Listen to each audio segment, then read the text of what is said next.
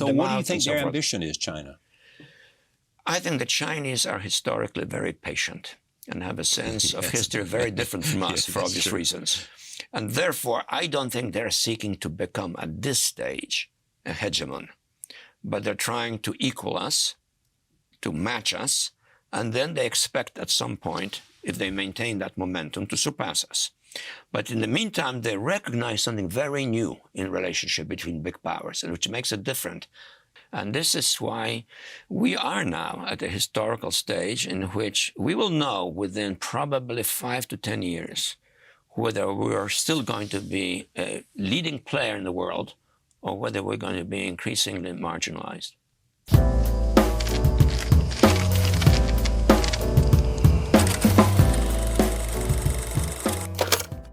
本期视频要聊的同样也来自布热津斯基的神预言，只不过这次他预言的不是中东，而是中美关系的未来。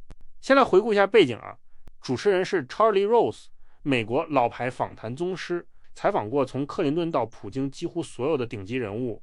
视频的主人公是美国冷战时期最顶级的战略大师布热津斯基，他是卡特总统时期的国家安全顾问，也是美国后冷战时期遏制苏联战略的核心操盘手。他写的那本大名鼎鼎的大棋盘预言了美国后冷战时期所有的战略盲点。这段访谈发生在2012年，当时奥巴马刚刚宣布重返亚洲。在这段10几年前的访谈里，布热津斯基抛出了一个极其冷酷的判断，在未来5到10年内，美国将面临一个残酷的选择，要么继续做全球化的主角，要么彻底被边缘化。布鲁金斯基没有像政客那样打官腔，于是直接掀开底牌。他不仅把中国的野心、俄罗斯的纠结、美国内伤剖析得淋漓尽致，更是在警告美国正在面临一个生死攸关的十字路口。最讽刺的是，他当年开出的药方，美国一个都没吃；他当年预言的死穴，美国一个都没躲过，真的非常好笑。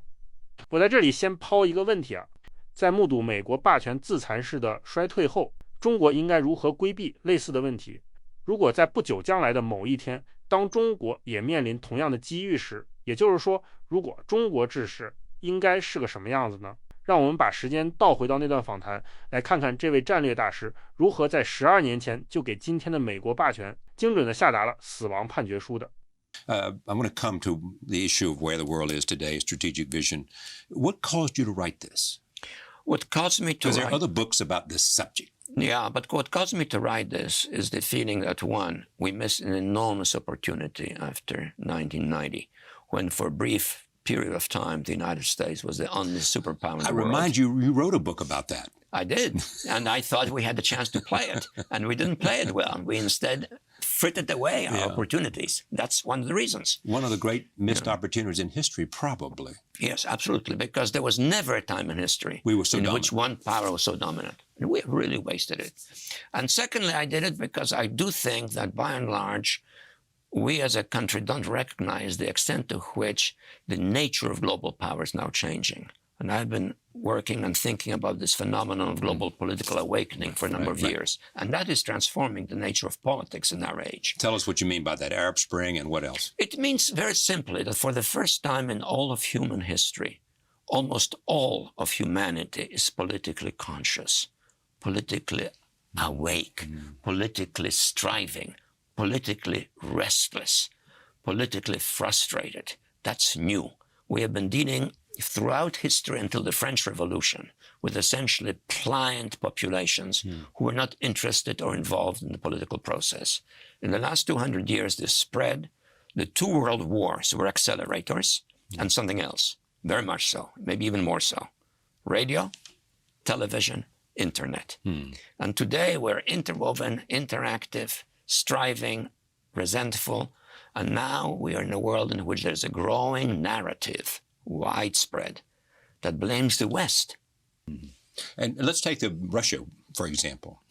Is there, you think, a resentment against the United States there because we took advantage of their loss of power and rather than bringing them in, which is the great... That's more differentiated, and that's one of the items I addressed in the book quite extensively, because I think there is a real chance of sucking Russia into the West.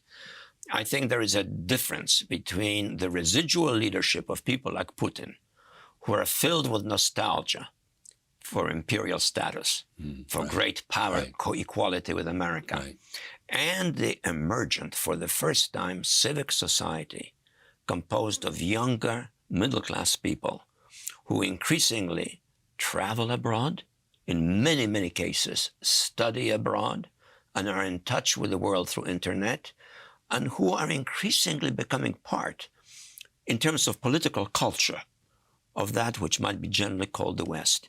And this is one of the reasons why one of the strategic prongs of my analysis is that our goal ought to be to encourage this process of drawing Russia into the West.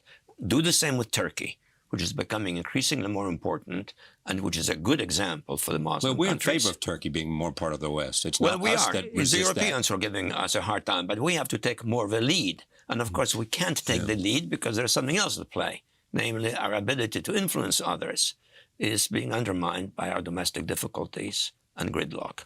So these issues are interwoven, and this is why our response is really interdependent on having a strategic vision regarding the world, but also having determination to address our domestic problems. I assume if the president was here sitting at this table, he would say, I hear what you're saying, but don't think we don't have a strategic vision. I have announced a new attitude with respect to China. Yes, he did. And the Pacific countries. It's good.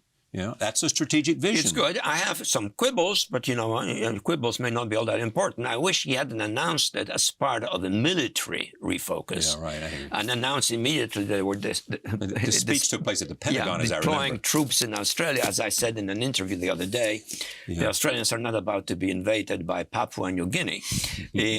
Unfortunately, the Chinese view it, because of the way it was presented, not as a sign of constructive American engagement in Asia, but maybe as a preview of an American policy designed to encircle China, to contain China. I don't think it's that is the intention. I don't think Obama has that in mind. But how you pitch something has a lot to do with how it's interpreted by others. So what's your assessment of him as a strategic thinker? I was quite convinced that he had a very accurate sense of the essence of our historical era and how America has to adjust to that. Why were you convinced? Because I talked to him and I got a sense of his thinking. No, I didn't advise him. Well, he consulted with you during the campaign. We talked. As I told you earlier, I think advice is really something if you're really seriously engaged in. Right. But we talked, and I really feel that he understands the world much better than many other politicians in America. He has unfortunately been stuck in a vice created by the simultaneous financial and economic crisis and its impact not only on us, but on our friends. And that has reduced his room of maneuver, and it has also made it easier for people to mobilize against him and to urge, sometimes even in extreme language, to oppose him at all costs. Or even as some publisher the other day in Atlanta wrote, you probably read about it, even suggested he be killed. I mean, this is the kind of climate that has, unfortunately, really undermined a serious national dialogue about the world. Yeah, I mean, and has given momentum to paralysis. Yes, precisely, gridlock. Yeah. Gridlock. And this is why we are now at a historical stage in which we will know within probably 5 to 10 years whether we are still going to be a leading player in the world or whether we're going to be increasingly marginalized. So let's assume everything that you say is right about where we stand with the rest of the world. That's a pretty good assumption. Why am I surprised you would say that? Let's assume you are right in this case, okay? So let's assume that the president then says, okay, I buy it. You know, our relevance perhaps is not as strong as it was. The admiration of the rest of the world for us is not as strong as it was. We made some mistakes. We look at a part of the world that we have been a primary player, and they're now in pursuit of a different relationship with each other, and they're agents of change we have no control over. Islamism, bring one example of that. So what do we do to make sure that we build on what foundation we have? Well, obviously, this could take hours to explain, but let me make a very brief comment. Well, you try to explain it in this book, by the way. Which is, 200 pages of reading, which would take hours, unless you're a very fast reader. One, we really have to try to help reconsolidate and revitalize the West. Right. Because alone, we are really no longer so dominant. And what do you mean by revitalize the West? Well, okay, that means engaging with it. First, in dealing with our problems as a partner. Yeah. And second, enlarging it, drawing in Russia, drawing in Turkey. Because if they become part of the West, they are in effect becoming democracies. Would you draw Russia into the NATO? If they're ready, if they are a real democracy, then at some point, yes, a problem NATO will be necessary by then. But Russia cannot be part of the West unless it is really democratic, because that's the essence of the West. So we need a stronger West, which in a way is the spearhead for a more decent respect for human rights and decent governments around the world. And secondly, we have to engage in a serious effort to structure a stable relationship with China, not making our policy in Asia totally dependent on it, but avoiding any military engagements on the mainland, because that would be terribly destructive to us, and try to promote, to the extent that we can, gradually, reconciliation between Japan and China, and try to mitigate Vietnam and China? Trying to mitigate the growing hostility between India and China. Is it growing? Yes. What's your evidence that it's growing? Read the Indian press. There is mutual fear, accusations that the Chinese are penetrating the Indian Ocean. The Chinese are fearful that the Indians are trying to cut them out. So what do you think their ambition is, China? I think the Chinese are historically very patient and have a sense of history very different from us for obvious reasons. And therefore, I don't think they're seeking to become, at this stage, a hegemon. But they're trying to equal us, to match us, and then they expect at some point, if they maintain that momentum, to surpass us. But in the meantime, they recognize something very new in relationship between big powers, and which makes it different, let's say, from the competition between Imperial Germany and Great Britain, which started the First World War. Namely, their interests are now intertwined with our interests more and more, and our interests are intertwined with theirs. And this is why I think the president was right when he said, let's be really engaged in China, but not as a hostile intervener, and not by demonizing the Chinese, nor by engaging, as it is done, not by the president, but by men in this country, in a kind of quasi-wishful thinking. There are some things that at our core will argue for us continuing to play an important role. Absolutely. Having to do with demographics, having to do with some, education and other qualities. But we have to be alert to the fact that demographics, in a setting of unemployment and increasing disparity in wages, will not solve the problem. So there are some other problems we have to deal with. You actually talk about income disparity. So what, and should the president and should the country wake up to the fact that there is something destructive at our core in terms of the number of people who are poor in this country, in terms of the essential fairness of our system? I think so. When de Tocqueville wrote his great essay about America, he talked about common interest properly understood. And he said then that Americans had a unique genius for understanding that one should enrich oneself as much as possible, but with the understanding that if you begin to harm others, if the disparities become too great, that common interest disappears. Look, in 1970, the income of top executives in America was 25 times higher than the average sort of wages, the average income in the country. Now it's 325 times higher. It's become absurd. And that, in a setting of a greater sort of sense of vulnerability in the middle class, is potentially dangerous to our democracy and even to our capitalism. We have to be aware of that. That's not an argument against capitalism. It's not an argument for socialism, but it's an argument for common sense, that there is something which involves a notion of fairness that makes capitalism acceptable. Talent should be rewarded. You should make more money than I. But not to the degree that this becomes almost immoral, unfair, and even economically dangerous. We're taping this before the President's State of the Union, and will be viewed after the State of the Union because of some commitments you made. So therefore, I assume the president will speak to this in the State of the Union, don't you? I would hope so. I would hope so. I would hope he does it in a way that doesn't enable the extreme critics on the opposite side of the political fence to immediately start yelling socialism, socialism, Marxism.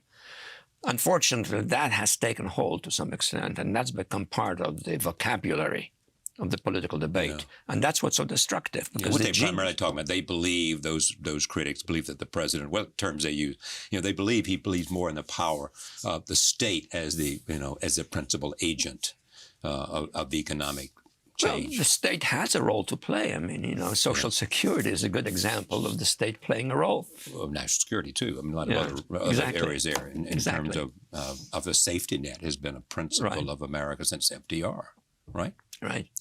Okay. So we covered this in terms of where the United States is, in the crisis of global power. Your essence, and this is the interesting thing to me, the Chinese now are trying to build up their economy as much as they can and engage in contracts around the world to provide them with the essential resources they think they need. The big question, it seems to me, is in 2025 and thereafter, once they have been able to do that to their own satisfaction, will they become the country that wants to play the vital role around the world? Because some argue that's never been part of a Chinese mindset. Well, it's never been part of the Chinese mindset because the Chinese have always viewed themselves as the inner kingdom with a tributary system. Exactly. Much depends on what happens during those 15, 20 years. If we can strike a balance in our relations with the Chinese, if we can emphasize the common interest properly understood in having a stable relationship, if we can promote conciliation between those countries in Asia that they view as rivals or enemies, particularly Japan and China, I think we may be able to pioneer in a new relationship which doesn't result in a huge new struggle for global hegemony. There's a further fact that nuclear weapons, of course, have made war less attractive to big states. So that may become a factor. By 2025, the chances are the Chinese might be able to spend as much on defense as we. And we'll have to coexist, as we did with the Soviets. Look, we went through a very difficult, occasionally dangerous, and I have personal recollections of that moment of danger, relationship with the Soviet Union, with the Cold War, and with each of us capable of destroying the other in a few hours. And we did it. What was the worst moment for you? Well, there was once a false alarm that we were about to start something. Okay. Yeah. So here's what I hear from you. It's time for the United States to understand the new reality in the world and for the United States to be engaged and to be collaborative and to be recognizing that it needs to do things that are confidence building as part of its own strategic effort. And intertwining also. Okay. The book is called Strategic Vision, America and the Crisis of Global Power. A whole range of interesting ideas that have to do with what the debate is about the future. Thank you. 好，视频看完了。布热津斯基在访谈里反复提到一个词，让我感触特别深。第二次机遇。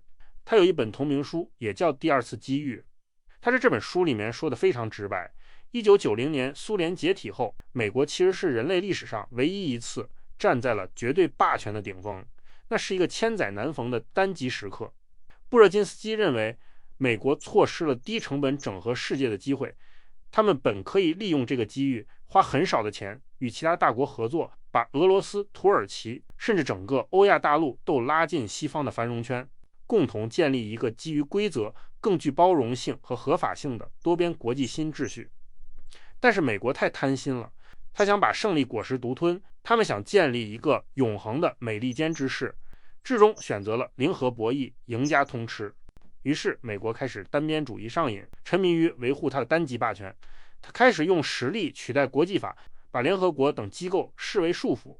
当时俄罗斯像个落魄的贵族，跪在地上求拥抱。他想融入西方，但美国忙着开香槟，庆祝历史的终结，把俄罗斯当成战败国羞辱，甚至落井下石，趁你病要你命，把北越一步步东扩到人家家门口。这种行为破坏了构建持久和平的基础，乃为日后的冲突埋下了伏笔。但是对地缘政治对手的误判才是致命的一刀。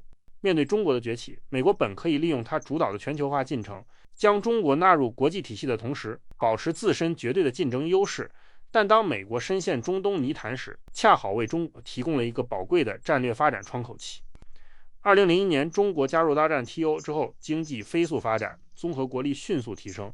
美国战略界当初通过经济融合来塑造中国的设想未能实现，反而在不知不觉中培养了一个实力强劲的竞争对手，彻底改变了全球力量格局。布热津斯基在大棋局里说的特别明白，欧亚大陆才是全球霸权的核心棋盘，美国本应该把战略重心放在这里，搞离岸平衡，但傲慢让他选错了战场，2次中东战争几万亿美元打了水漂，恐怖主义没有根除，国力反而被掏空了。而且不仅如此，国际信用碎了一地，民主灯塔的人设也彻底崩塌，美国就这样不知不觉地偏离了真正的战略中心。10几年过去了，美国不但没有找回那个机遇，反而在搞砸一切的路上猛踩油门。看着美国霸权的衰落，对中国来说意味着什么呢？如果某一天当中国面临同样的机遇时，也就是说，如果中国之时应该是什么样子呢？我先抛出几个最棘手的问题啊。中国在地缘上最重要的4个对手应该如何应对？我觉得大家可以发散一下，想一下。第一个，面对美国的衰落，我们应该落井下石，还是帮他们一把？第二个，面对日本，我们应该趁机清算，还是主张民族和解？面对俄罗斯的历史领土争端，我们应该趁着国力强盛，武力夺回，还是务实合作，各取所需？面对印度，是卡死他们的发展路径，还是帮他们实现民族复兴？除此之外，欧洲和广大南方国家，我们又应该如何应对？是万国来朝的威仪，还是天下大同的从容？欢迎在评论区留下你们最犀利的战略构思。好了，视频就到这里了。制作视频不易，如果您觉得做得不错，谢谢您动动手指，一键3连。如果您有更多的想法或建议，也可以在评论区告诉我，我都会看见。我们下期见，拜拜。